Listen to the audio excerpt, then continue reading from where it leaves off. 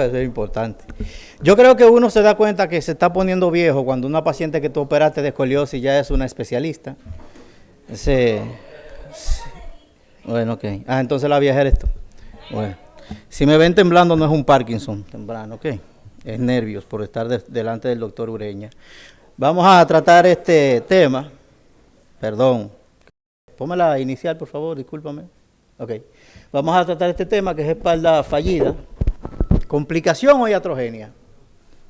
Yo espero que no hayan abogados en la sala. Eso es lo primero que voy a esperar.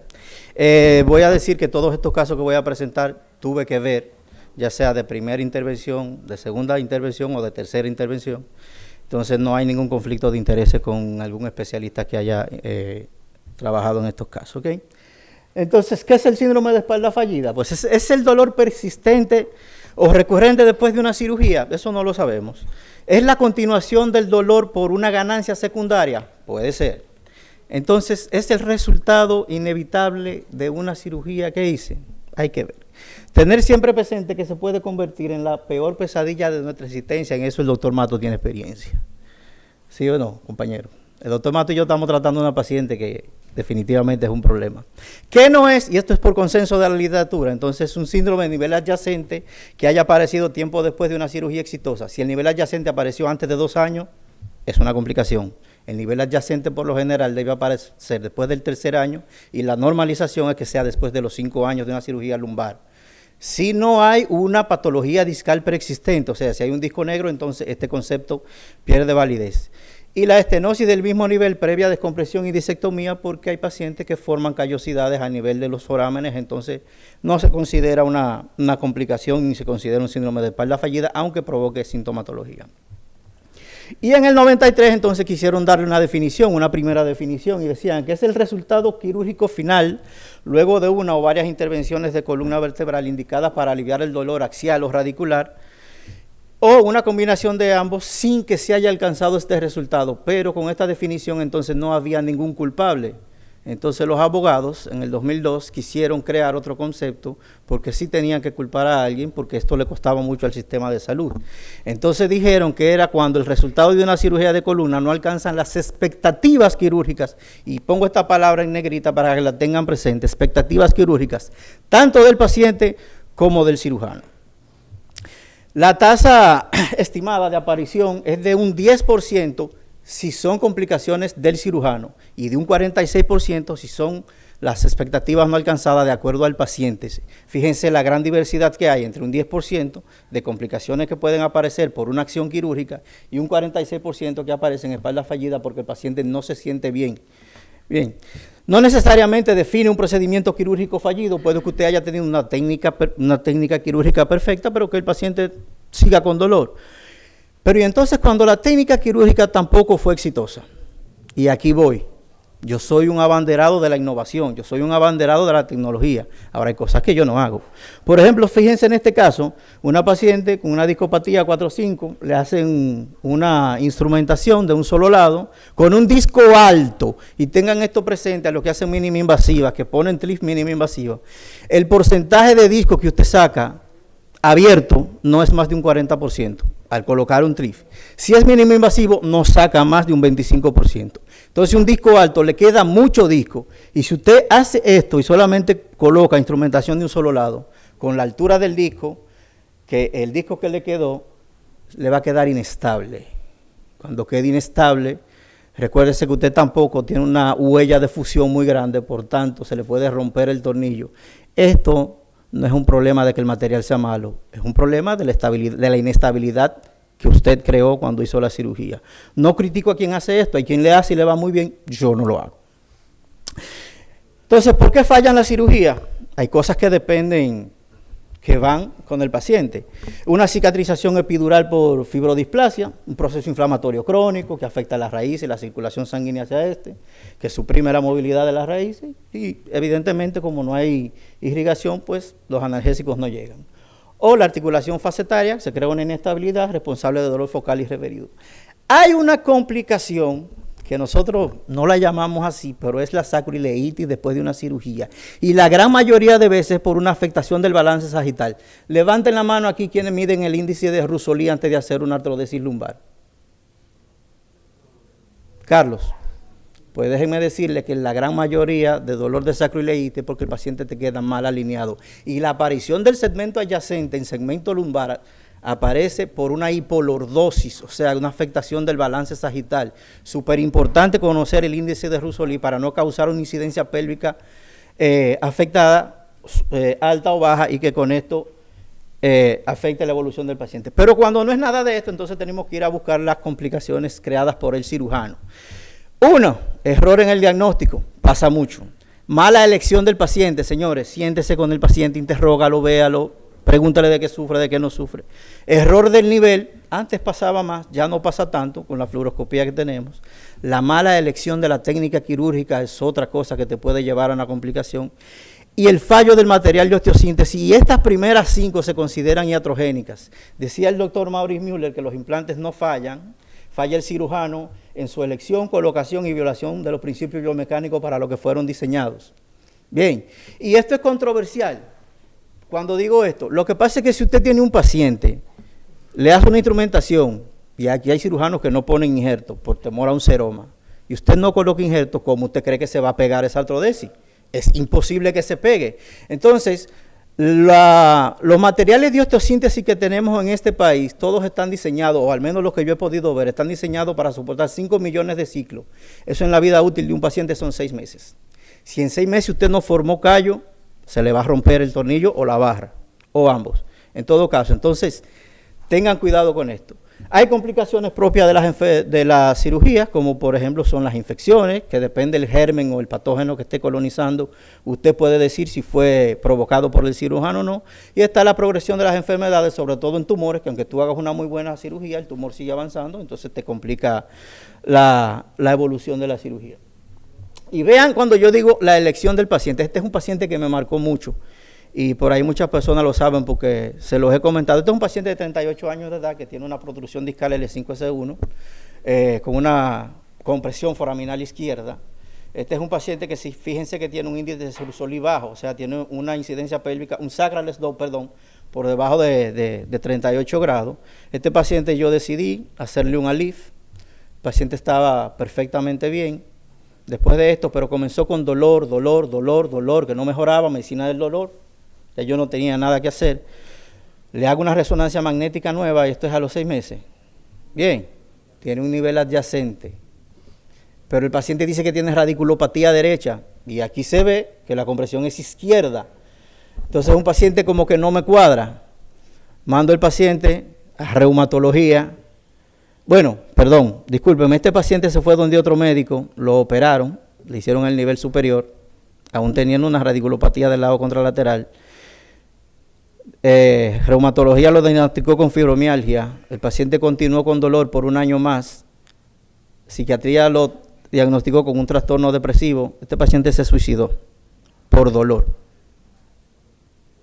Entonces, ¿tenía el paciente una patología de columna o tenía una somatización del dolor por una afección depresiva? Y ahí es donde yo digo, hay que saber elegir el paciente. ¿Está bien? En las exigencias que le hacemos al material de osteosíntesis, fíjense cómo esta paciente tiene una espondilolisis, esta paciente le hicieron una artrodesis posterior, donde yo no veo ningún dispositivo intersomático, ni veo el menor rasgo de que le colocaron injerto óseo, porque no se ve callo a los 6 meses. Esta paciente tuvimos que hacer un abordaje anterior, colocar un ALIF y hacer una recolocación de los tornillos en el E5 y en S1, y evolucionó bien, gracias a Dios. Este es un tipo de paciente muy común que llega a los hospitales, y es el paciente que llega con una fractura en L1 o T12, donde tiene invasión del canal, como vemos en este caso. Entonces tenemos que hacer una instrumentación y hacer una laminectomía amplia. Bien, pero no pusimos un soporte anterior porque no consideramos que lo necesitara. Al usted hacer la laminectomía amplia en T12, ¿dónde va a colocar el injerto? O sea, si alguien se atreve a decirme dónde lo va a colocar, lo felicito. No hay lugar, porque usted no va a desvestir las costillas para colocar injerto en ese nivel. Entonces, ¿qué pasa con esto? Que el paciente se le rompe porque está inestable delante, no tiene injerto detrás, se inestabiliza y provoca ruptura del material de osteosíntesis. ¿Qué es lo que yo hago en estos casos ya de primera instancia? Cuando tengo fracturas de T2, L1, que tengo que hacer la laminectomía amplia, me voy con una barra delta y resuelvo el problema. O me voy con un abordaje anterior y posterior, si en caso que lo necesite. Este es un paciente que Miguel Luna lo va a recordar porque me mandó uno casi igual a este. Este es un paciente que llegó de un campo. Miren esto, la exposición del material de osteosíntesis. Y esto es una complicación que puede ocurrir, una infección, ¿sí? Pero esto... ¿qué es?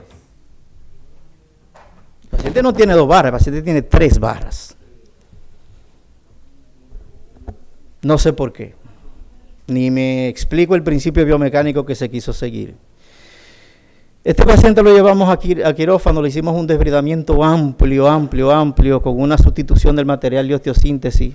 Le colocamos sulfato cálcico con vancomicina de liberación lenta, lo cual es caro, pero brinda cierta ventaja. Eso no es tan viejo, es relativamente nuevo en el mercado. Aprendí de la señora que duerme conmigo que cuando tú haces abordaje muy amplio en infecciones debes dejarle un back.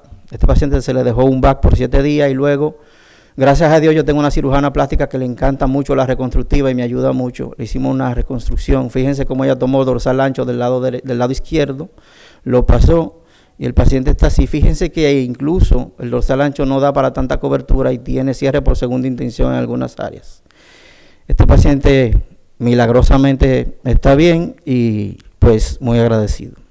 Este es otro paciente, por ejemplo, fíjese, un paciente con un tumor, una metástasis pulmonar, que tiene una instrumentación, una estabilización, yo lo veo muy bien, pero que al año y 6 meses tiene esta metástasis hacia niveles superiores, esto es T2, en la vértebra T2. Tiene una compresión medular, deciden llevarlo a cirugía, pero adivinen qué, la laminectomía se la hicieron en el nivel equivocado. Pasa mucho, sobre todo en torácica alta.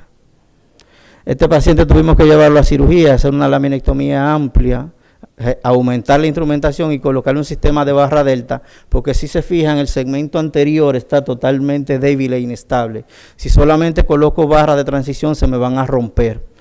Por eso el sistema de barra delta en este tipo de pacientes. Entonces, ¿qué yo necesito saber en un paciente que me llegue con una complicación? ¿Cuáles eran los síntomas antes de la primera cirugía? ¿Cuál era el objetivo de la primera cirugía? ¿Qué tipo de cirugía fue realizada?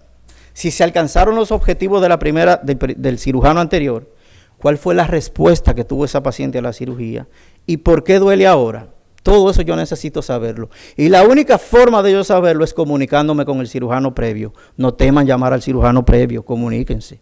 Señores, la información es valiosa, la información es poder, sobre todo en complicaciones. Ante la toma de decisión, entonces, ¿puedo yo identificar la razón de los síntomas nuevos? ¿Es tratable quirúrgicamente estos síntomas? ¿Cuáles son los riesgos, beneficios de hacer una segunda, tercera o cuarta cirugía? Pues déjenme decirles que el éxito de una segunda cirugía solo es de un 30%, de una tercera cirugía un 15% y de una cuarta cirugía es solamente de un 5%. Y esto me lo enseñó mi anestesióloga. Este artículo me lo envió mi anestesióloga, una señora muy versada, que le gusta mucho esto. ¿Cuáles factores a tener en cuenta que yo debo comunicarle al paciente? Que los resultados de una cirugía de revisión pueden ser abismales. Señores, ahí no vamos con la verdad en la mano. Hay que hablarle con la verdad al paciente, pero no la tenemos en la mano. Que algunos pacientes se van a beneficiar de alguna revisión, de una cirugía de revisión, otros no, sencillamente. Y que todas las implicaciones, piensen en esto, todas las implicaciones que tiene comunicarle a un paciente que su primer cirujano falló. ¿Cómo usted se lo explica? No existe una fórmula, ningún libro te dice cómo hacerlo. Te lo podrá dar la experiencia y te vas a equivocar muchas veces. Y va a haber inconformidad, tanto del paciente como del primer cirujano de que operó esa paciente. Aquí hay unos algoritmos que es la Unión Europea, donde la Unión Europea y la Unión Asiática, que es la diapositiva siguiente, tienen prácticamente el mismo concepto. Y todos dicen que hay que tener en cuenta la personalidad del paciente, el medio en que nos encontramos, pero siempre hacer lo mejor posible con lo que tengamos. Como dije anteriormente, este es el algoritmo que siguen los asiáticos. Entonces, ¿cuál es el planteamiento quirúrgico? Por consenso dice que si los síntomas son de compresión radicular, solamente hacer descompresión. No. Si es una revisión por una compresión o una restricción, entonces hay que hacer una fusión y una descompresión. Si los síntomas son por inestabilidad, fusión, revisión e intento una fusión o revisión del intento de fusión previa. Y si los síntomas se deben a una deformidad, como mencionaba al principio el doctor Abreu, entonces hay que corregir las afecciones del balance sagital, porque una pequeña curva anormal en la columna trae grandes implicaciones biomecánicas. Recordar que el paciente no es solo la columna, también es la cadera. Si usted hace una mala inversión de la lordosis lumbar o altera el balance sagital, el acetábulo sufre una anteversión y hay un desgaste en muy poco tiempo de la articulación de la cadera y esto va a llevar al paciente a prótesis. En la revisión de la fusión previa, entonces, ¿qué yo necesito saber? ¿Por qué falló la fusión previa? Si fue un fallo en la estabilidad, debo corregir la estabilidad, o si fue un fallo biológico. Hay pacientes que lo operan de mínima invasión, pero también le ponen, o lo operan, paciente añoso de 80 años, lo instrumentan, pero le ponen 60 cc de injerto. Señores, ¿qué paciente de 60 años hace callo óseo? Ninguno. Se pedían esos chelitos. Entonces tengan en cuenta cuando ustedes operan a un paciente, si la actividad biológica del mismo, para que luego no nos estemos lamentando. ¿Y qué puedo yo cambiar? Pues es mandatorio dejar de fumar, bajar de peso y disminuir todos los factores de riesgo que tenga el paciente, sobre todo los factores de riesgo cardiovasculares que aumentan la estadía hospitalaria y con esto aumentan las infecciones nosocomiales, la diabetes mellito, como mencionaba el doctor Abreu, y la obesidad. Y fíjense en este paciente, este es un paciente de 65 años, diabético, hipertenso, testigo de Jehová, que me llegó con una mielopatía cervical espondilótica. Si se fijan, 65 años, diabético, yo dije, me voy con una laminoplastia, un Hirabayashi clásico. El paciente mejoró grandemente, el paciente se fue, pero a los 6 meses regresó así. Reingresamos el paciente, sí, parapléjico. Le hicimos esto, un abordaje circunferencial del cual yo me sentía orgulloso. Le hice una tomografía porque todo me quedó bien. Cuando mandamos a retirar los drenes, el paciente hizo esto. Sangrado por delante y por detrás. Fíjense dónde están los huequitos de los drenes. Este paciente cayó en intensivo, hizo una septicemia y el paciente murió. Cuando lo revisó el comité de ética, nos dimos cuenta que la hemoglobina glicosilada siempre ha estado por encima de un 8%. Esto es una complicación mía. Esto es una iatrogenia mía. Porque yo era el jefe del equipo. Y yo tenía que saber esto. Bien, y ese paciente queda para mi conciencia. ¿Cuál es mi enfoque quirúrgico? Este es mi enfoque quirúrgico, no tiene que decir que sea el de ustedes, ¿verdad? Que todas las revisiones de artrodesis necesitan fusión intersomática. Yo necesito aumentar la huella de fusión. Que todas las revisiones necesitan instrumentación. Yo no voy solamente a hacer descompresión. Yo voy a inestabilizar todo para descomprimir y luego voy a estabilizar con una instrumentación. Todas las revisiones de fusión necesitan toda la cantidad de injertos que usted pueda indicarle. 60, 120, saque el injerto de cresta, todo lo que usted puede utilizar para optimizar esa fusión. Y como mencionaba anteriormente, la restauración del balance sagital. Hay factores de buen pronóstico, como que mencionaba la doctora, la terapista física, que son pacientes motivados. Cuando hay una indicación clara para la primera cirugía, que los síntomas previos mejoraron por un buen tiempo después de la primera cirugía, que las afecciones anatómicas que presenten en este momento son compatibles con los nuevos síntomas, porque usted va a poder resolverlo quirúrgicamente, y que la lesión es remediable entonces quirúrgicamente. Hay factores de mal pronóstico, como el dolor neurogénico. Inmediatamente el paciente se despierta. Pacientes que estén en una demanda, no los operen, señores. El paciente no recupera. Mientras él no gane esa demanda, él no va a mejorar. Por mucho dolor que tenga, no va a mejorar. La búsqueda de culpables. El paciente, el primero que tiende a buscar un culpable, por lo general es el médico. Pacientes fumadores. Los pacientes que tienen ganancias secundarias o que tienen los wedding signs, hay que tener cuidado con esto porque no mejoran. Donde no hubo un intervalo de mejoría desde la cirugía previa hasta este momento. Y si los objetivos de la cirugía no fueron alcanzados, también son factores de mal pronóstico. Si va a operar, entonces, ¿qué debe tener en cuenta? Tenga en cuenta un plan claro, entre con un plan decidido. Algunas cirugías que usted haga le van a dar los mismos resultados que usted ya tiene con el paciente complicado. Usted puede que solo tenga una sola oportunidad de operar a este paciente. Tenga usted y dele al paciente expectativas realistas. No intente ganarse un caso pintándole el cielo a un paciente. Dígale la verdad, dígale lo que hay. Cuánto puede mejorar o cuánto no. Y me disculpan que me he excedido un poquito en el tiempo, pero es porque considero una de las conferencias que he dado que más me gusta. El paciente es libre de buscarnos una segunda, tercera, cuarta, quinta opinión. En definitiva, es su salud la que le está poniendo en manos de un desconocido. La opinión de otros especialistas es lo más útil que usted puede tener, y yo creo que ya el doctor Ureña no me responde ni el teléfono por eso, porque yo sí lo jodo. Señor, yo he llegado a esa conclusión, doctor, usted me disculpa. Si usted no va a operar, entonces déjele muy claro al paciente por qué no es una opción quirúrgica. Dele expectativas reales, y lo he repetido en la conferencia como 30 veces, háblele de expectativas al paciente. No cambie su forma de pensar. Si usted dijo que ya ese paciente no es quirúrgico, que usted no lo puede resolver, que lo resuelva otro. Está demostrado que en los cirujanos el primer pensamiento lleva a un acierto de un 70%. Cuando usted cambia la forma de pensar, se equivoca. Ofrézcale otras opciones. Está medicina del dolor, está que se vaya de viaje, no sé, que se busque un novio nuevo. Ofrézcale algo al paciente, pero no se involucre en esa cirugía. Tener cuidado con emitir opiniones sobre el primer cirujano, importantísimo. Tenga cuidado con el paciente que le dice que usted es el único que puede ayudarme, porque ese paciente ya tiene expectativas muy altas con respecto a usted y que usted quizás no puede brindársela. Exacto. Cuidado con el médico que le diga que ese otro médico le desgració la vida. El próximo puede ser usted. Tengan cuidado con ser un buen samaritano, y no es que dejen de ser buenas personas. Este caso es una espondilodicitis dorsal, paciente parapléjico con una compresión, un colega en el hospital, paciente sin un peso, una afección neurológica increciendo, decide hacer una descompresión para mejorar, ¿verdad?, la médula. Miren cómo está esta radiografía, opera el paciente, pero el paciente a las 2 semanas se va en cifosis y vuelven los síntomas y aparecen ahora con más intensidad. Ahora no es solamente la afección de los miembros inferiores, ahora también tiene dolor. El paciente demandó a ese colega que intentó ayudarlo a hacer una descompresión. Ese colega me llamó, operamos el paciente, logramos conseguir el material por ahí con algunas naciones, operamos el paciente y el paciente se mejoró, la demanda no prosperó, pero en definitiva, por ser un buen samaritano, le tocó un mal rato a ese colega. Pacientes con fibromialgia, pacientes depresivos, tengan cuidado al operarlo, porque pueden ser el dolor de cabeza más grande que ustedes tengan. Muchísimas gracias.